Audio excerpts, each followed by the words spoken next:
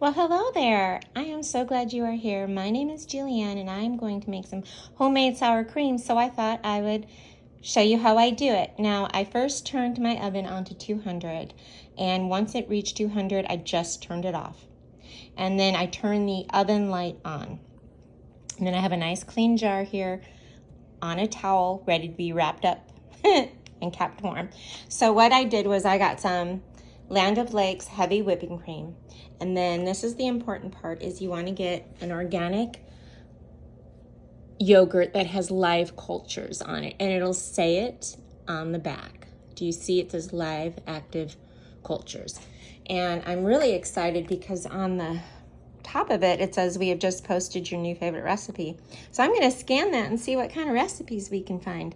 But this is the brand of yogurt, and I got it at Costco. It's organic. So what I'm going to do is I'm going to fill my jar up with this heavy cream, and I'm going to put 2 heaping tablespoons of the yogurt inside my jar. The cream is now inside the jar. Doesn't that look beautiful and yummy? Okay, now I'm going to put 2 heaping tablespoons of this beautiful organic yogurt. Okay, are you ready? So here is 1 heaping tablespoon. I'll put that in there. Oh. And you want to make sure everything is clean. You know, everything is nice and clean. And I'm going to get another beautiful heaping tablespoon of this yummy yogurt. And what I don't use for the sour, oh, look at that. What I don't use for the sour cream, we can eat. Okay, 2 heaping tablespoons.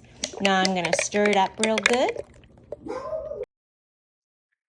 Okay, where we left off, we had wrapped the whipping cream and 2 tablespoons of yogurt in this jar, and we wrapped it up like a baby and we put it in the oven. I had turned the oven on 200 at 200 degrees, and then once it reached 200, I shut it off. And then I turned the oven light on.